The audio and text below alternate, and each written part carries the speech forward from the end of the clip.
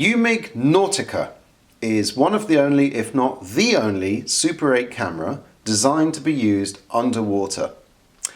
And that is not what this is. This is a Eumig Mini 5. You've seen in many previous films of mine. The thing about the Eumig Nautica is that a fully working one with seals all intact and everything will set you back sort of £200 or £300.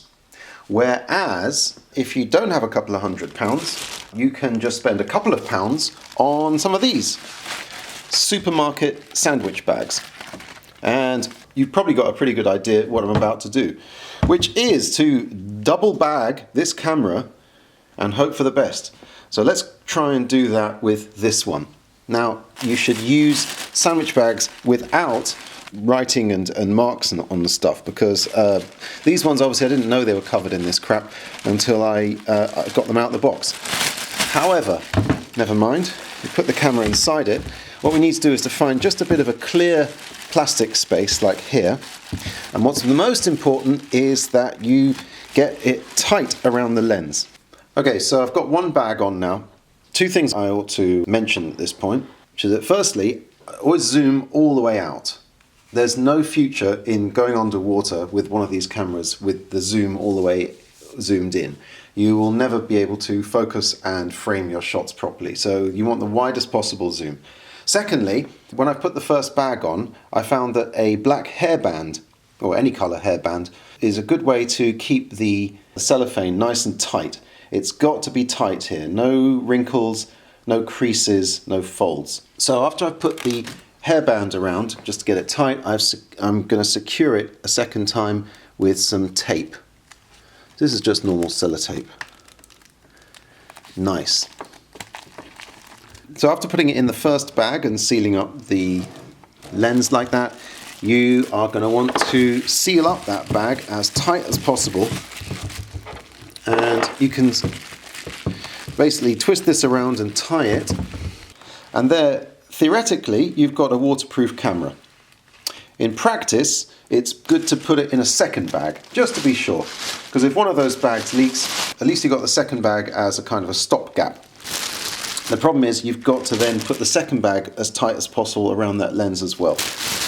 Let's try that.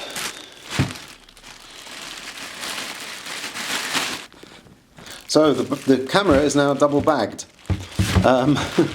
And I've done my best to put the second bag around here without any creases, and I screwed it up a little bit because I was in a hurry. But this is basically now our waterproof camera, and still operable by hitting the shutter down here. You can't really focus it, you can't really zoom it, and it's very difficult to, especially if you're underwater, to frame your shots properly. That's why the Eumig Nautica's got this sort of assembly on top to help you frame the shots. However, at the cost of about £1, I have now made my camera waterproof, and I'm prepared to put my money where my mouth is and run this bugger under the tap, just to show you that it works. You know, this is one of my most treasured cameras, so I really hope I've done a proper job on this. Ah, my poor camera! Oh my God! Ah.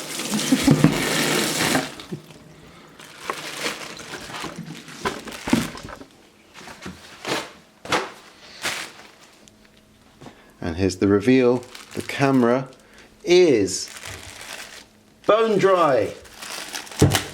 Dry as a nun's nasty in the nullarbor. But that's not enough, really, is it? You want to see some footage that I've shot using this method. Luckily, I went on holiday last year, and I did precisely this thing with some freezer bags which I bought in an Italian supermarket, and then jumped into a swimming pool. And here is the result of that.